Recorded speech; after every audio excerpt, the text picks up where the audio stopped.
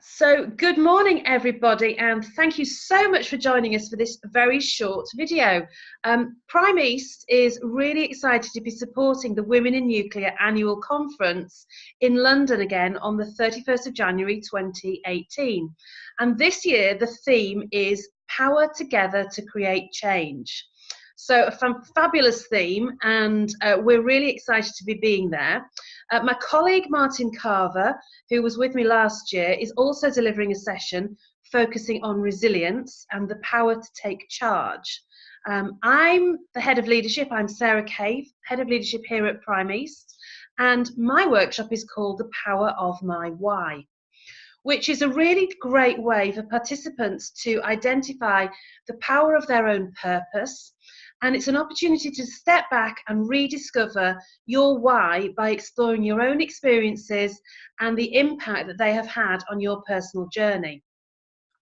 So we don't often take time out to consider where we are now, what our strengths are, what our challenges are and how resilient we are. And all of those things help us to define a clear direction, aligning our why with our personal values to lead with consistency and clarity at times of change and challenge. So this morning, I'm really delighted to be joined by Jack Gritt, who is the president of Women in Nuclear UK. Now, Jack has held a number of director roles within the nuclear industry, and we're just going to have a quick chat and catch up in advance of the conference to give you a bit of an insight into Jack's why.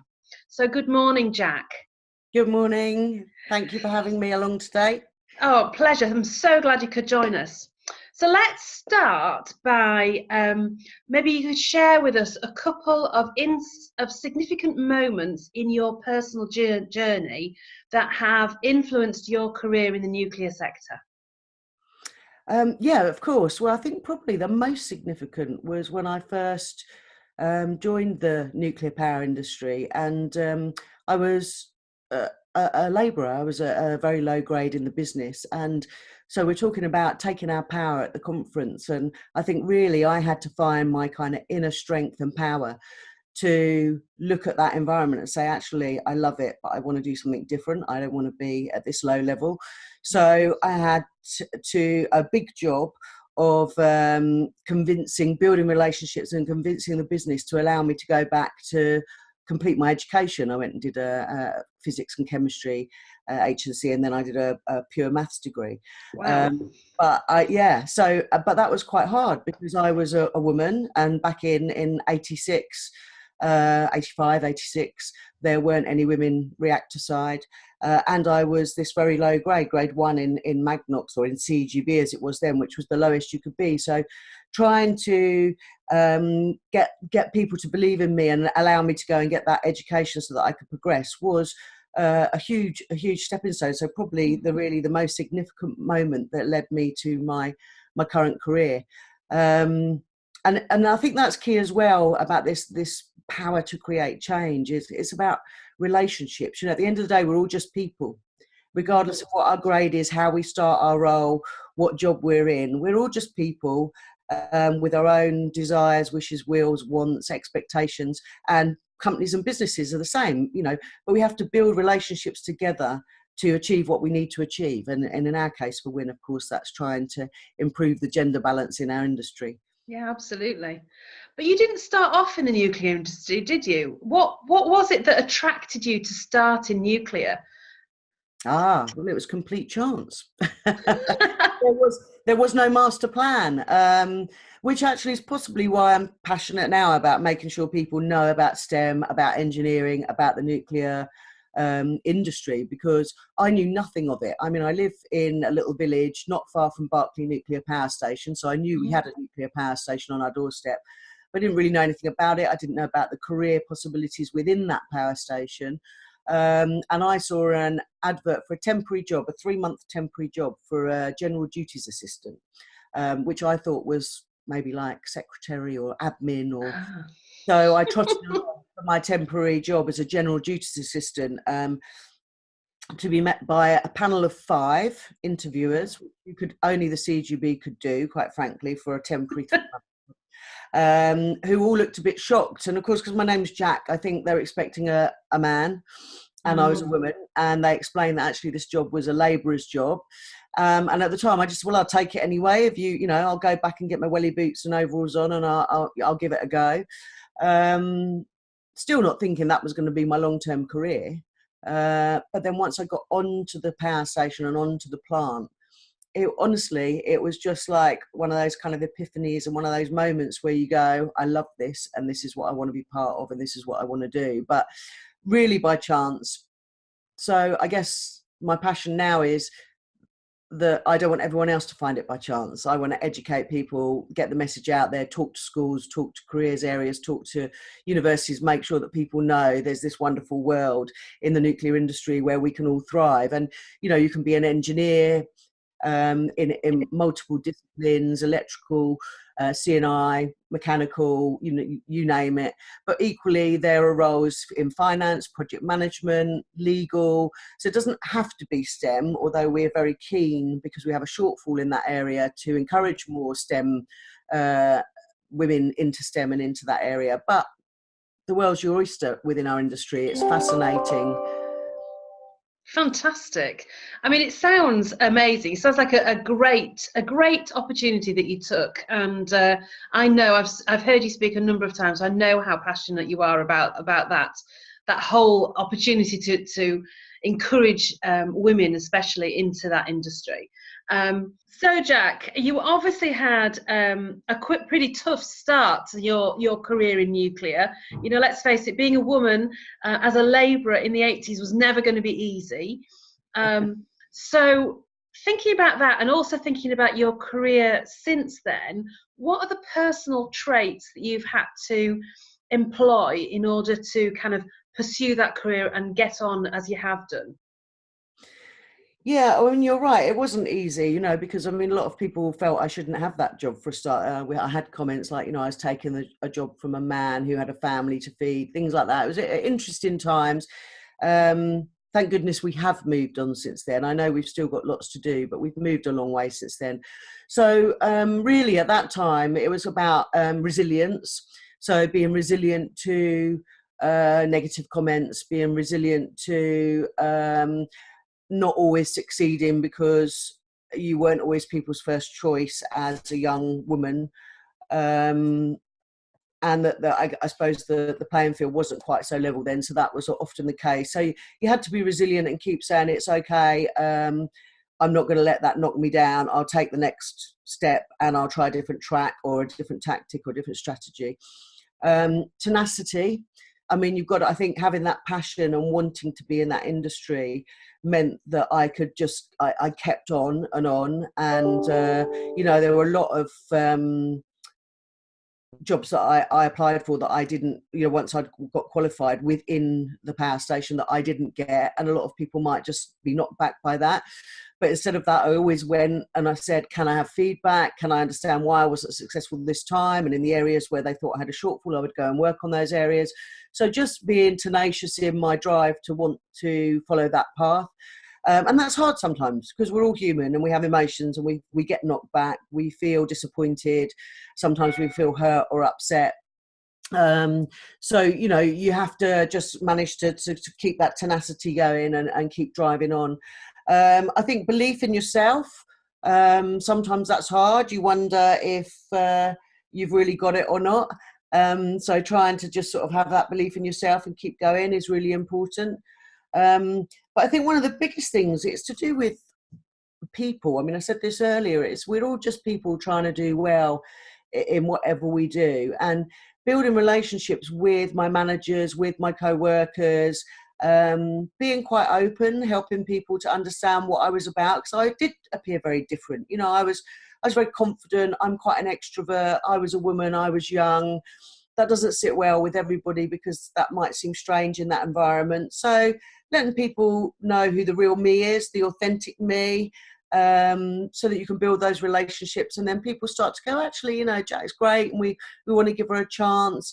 And I think building relationships is so important with your progress in any role, because if people don't know you and if you're not authentic, you could be giving out the wrong messages without you even realising it. So I would say that definitely Resilience, tenacity, belief, but most importantly, the human aspect, building relationships, being authentic. So, Jack, obviously some significant things have happened to you throughout your career. What would you say were the biggest challenges and the biggest successes that you've had along your way? Yeah, it's hard to actually capture that really quickly in a conversation, but I guess the challenges I've touched on a little bit, which is being a young woman in the 80s in a male-dominated environment. I was the only female reactor side for some time, so that brought its own challenges. Then having 3 children and studying, so I was working full-time at the power station, studying for my maths degree, and had 3 small children. That was quite a big challenge. Sadly, later my marriage did break up, so I was then a single mother raising 3 children while still working. I had finished studying by then, so that was quite a big challenge. And of course, another reason why we kind of work towards this gender equality agenda that we have, which is to look at what can we do in workplaces to help women and men, but predominantly childcare still rests with women at the moment, although that's changing. So how we can do things to help with that, because I found that very hard as a single mum.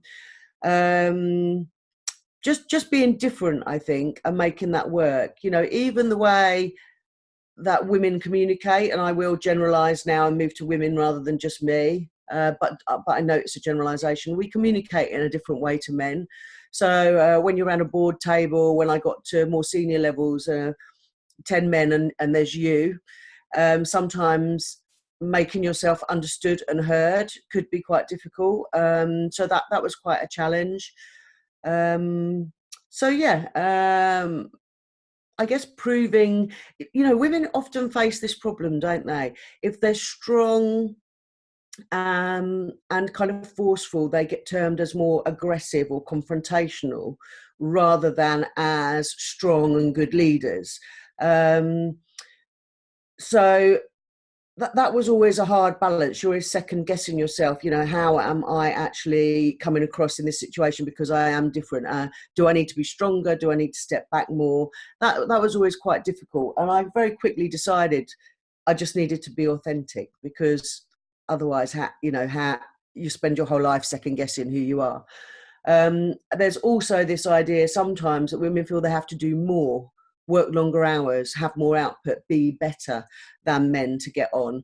I guess I did suffer from a bit of that, and that's quite a challenge as well, because you have to talk to those inner voices and set them aside and just go, no, look, I'm on a level playing field. All my male colleagues are fabulous and they support me. I'm just going to be an equal with them. But I think we do have these inner dialogues sometimes when we're in an unbalanced environment, of gender, where we're always asking ourselves, do we need to be something different? Do we need to be more?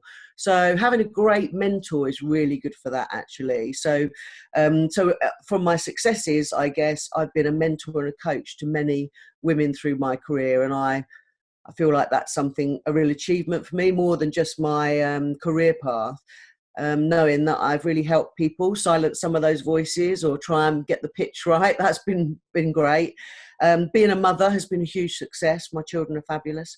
And working in inclusion, in the last sort of 7 years, I've been really championing inclusion, diversity, as well as working with WiN, because I think it's just become part of my DNA, I guess, that I really want to help change our landscape in those areas. Fantastic. Yeah, I mean, some really big challenges, but some great successes as well. And I echo what you're saying about being a mentor. And picking that up then, who in your career has been either your greatest inspiration or your biggest mentor? So it's really difficult, isn't it? And you don't want to, there is so many people along the way who've been so fabulous to me, helped me in so many ways. I guess actually my mum and my children are my greatest mentors. It's I often liken the workplace to family, actually. You know, you've usually got the naughty child, you've got the dominant person, the leader of the pack, the black sheep. It's not dissimilar. And actually, my children have been a great inspiration. My daughter actually wrote me a little book of great thoughts to take to work, and it was stunning. And actually, I carried it around with me for a long time. I wish I bought it now this morning. Actually, I could have just randomly picked a quote out of it, but it was a way of me having some inner positivity when perhaps the day wasn't going great or something like that. So my kids have been great, but in my workplace, I think what I've realised is having an amazing boss who really understands the need to embrace difference. So they don't necessarily have to be like you or the same personality type, but they have an open enough mind to embrace difference.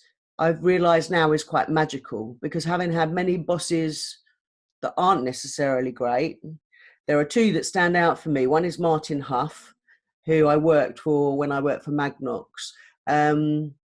Just I don't know. People that know him might think he's quite conservative and old school. When you get to know him, he's quite magical, because he does allow you to grow. He gave me so many opportunities. He mentored and coached me, and he celebrated the difference. We're very different in many ways, and he embraced that. So he was a great inspiration to me. And more recently, Connor Doyle at Jacobs, someone else again who gave me a lot of time, gave me a lot of opportunities, and stuck his neck out maybe a couple of times to give me kind of promotions or better jobs. But I didn't let him down. But another inspirational character. But what's common in both of them was their ability to not hire in their likeness, not think that everyone had to look like them, but to embrace the difference that I brought to the table. So, you know, I've got strengths and weaknesses, haven't we all? And they were happy to accept my strengths and maybe just turn a blind eye a little bit to my weaknesses and allow me to bring something to the table. So great inspirations. But finally, and I have to say it while I'm going out in an interview, there is a wonderful lady called Anna Duckworth. And actually even saying her name makes me feel a little bit emotional. She worked with me at Magnox for many years. She became an executive coach. She still does coaching now, but she's subsequently become an artist, and she paints. And she transformed my life. And she continues to transform my life. She is a person with great courage, great conviction. She never judges you in your weakest times. She always embraces the whole you. I do feel actually quite emotional, but anyway, shout out to Dr. Anna Duckworth, because she was amazing. And why? Time, passion, caring, non-judgmental. What can I say? Lucky, Fantastic. very lucky. And I just think it's lovely when you've had a coach like that, and somebody who, you know, clearly has been really transformational and continues to be for you, which is just, it's just great. So I might even be second guessing the answer to the next question. But so before I do that, what advice, what one piece of advice would you give to anybody within the nuclear industry, male or female, who really wants to create change? I think, well, it's take your own power. And it's not just a plug for the conference, but it is. We need people at the top to set policy, laws, make changes, embed cultures, behaviours, process into organisations. But that's the top-down approach, and it has to be there, no doubt. But people, as individuals, often think they are powerless. They often think they don't have the permission to make change. And actually, do you know what? We all do. That's what I did from being a labourer to being where I am now. That's what people do every day when they set on a mission because they really want to achieve something. They create a swell and a surge, you know, from within. They become influencers. They can change culture and behaviour just through their conversations, through creating networks, just you know, creating that, having that passion, creating that surge, creating that power. So, you know, my words of wisdom to people would be just, you know, take your power. And as some two-bit sports firm said, I don't know who it was, but just do it. Excellent. Really great advice. Well, thank you so much for joining me today. We are really excited about the conference, and we believe that the women in nuclear community want to do so much to move that part of the industry forward, and we're delighted to be able to support you in doing that. And who knows, this might be one of the first of many interviews that we do with key members of the committee to raise some of the issues. So take care, and we will speak again, no doubt, in the near future, Jack.